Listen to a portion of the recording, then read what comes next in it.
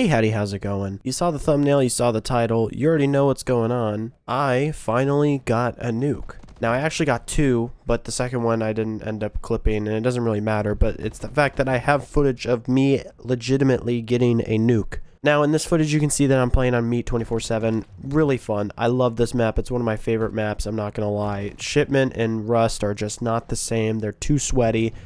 Meat is just perfect. But so besides getting the nuke, one thing I'm trying to kind of explain for this video is that, well, the reason why this was possible was because of, in a way, I would say it's reverse boosting or joining a lower level lobby. And the reason for that is because of skill-based matchmaking. Now, I'm not going to get into a whole argument about that or whatever. You know, skill-based matchmaking is stupid. I don't like it. It's not that cool. It's fine for people who just start out the game, but for people who have been playing for a while or whatever, you should be able to be in whatever lobby you want. It's just based on connection. But so during my little break, I was playing with my girlfriend a lot, playing some Modern Warfare. I got her into Call of Duty, playing Modern Warfare 3.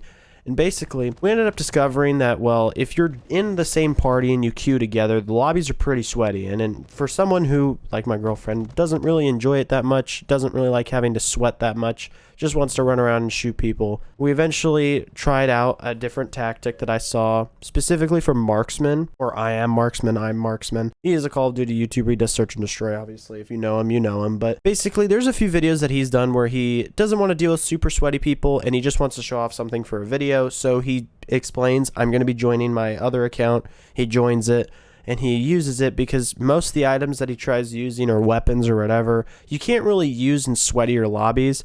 And that is the case for my lobbies. And to be honest, I'm fine playing against people that I usually would play against. But after a while, it's a bit frustrating. It's not that enjoyable. But so basically, I would join her lobby after she had already joined a game. And we would just play. And did this affect anyone? No, because there's so many people who are very casual compared to the people like myself who are extremely sweaty or just play better than others. Now, the only reason I went for a nuke was because after a few times of playing, I realized after going for camos and whatever, I was just like, man, like this is more than possible. Let me try. My first try, I ended up actually getting 29 kills in the game. It ended, and then I tried again and got it, which was nice. It was fun, but I did die a few times. You know, you see at the start of the clips, I die, and that's fine. You know, that doesn't matter. It's not something where you're playing free for all or, you know, it doesn't matter. I'm not bothered by it. And the reason I'm kind of putting this out there and explaining that, yes, it is a bot lobby is not so that someone would be like, oh, you lied or something like that. I fully, you know, I take credit in saying that, yes, that this is a bot lobby. This is me not, you know, trying that hard and all that. And it's fine. I found it more fun to just play for fun. This is pretty much what Call of Duty was like for a while. And one thing that I want to expose is, you know, the YouTubers who post stuff of getting 2 nukes in a game or they're playing Shipment. Or I saw a lot of it during Modern Warfare 2.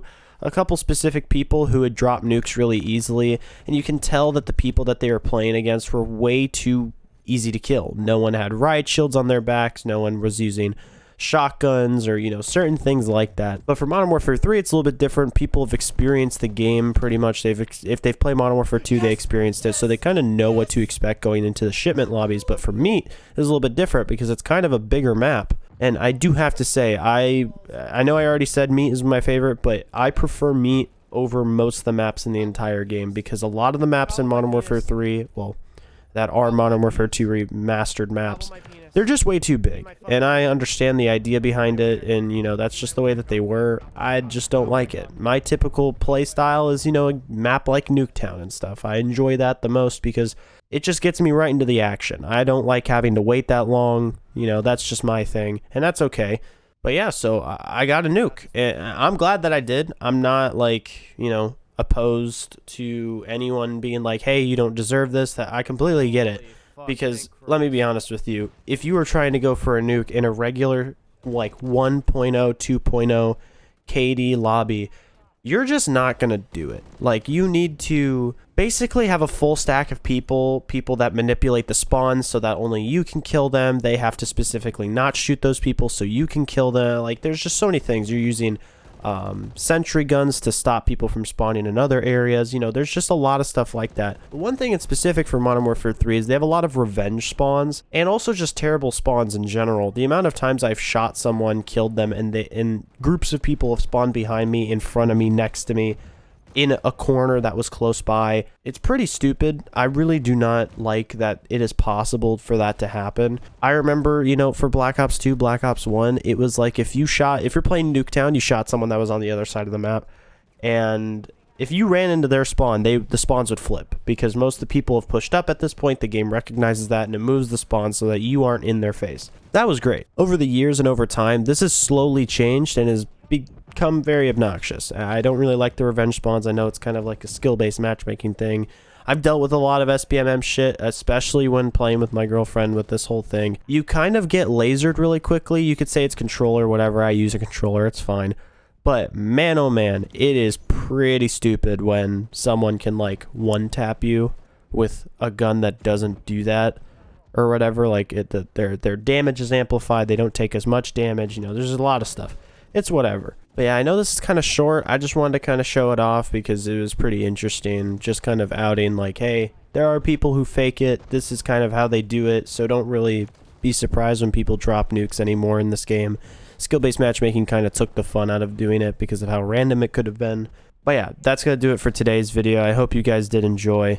And as always, I hope you have a great day, weekend, weekday, weeknight, whatever you want to call it, a month, the rest of the year. It's completely up to you on what you're wanting to enjoy the rest of. But I hope it is great for you. But anyways, guys, I'll see you. Peace.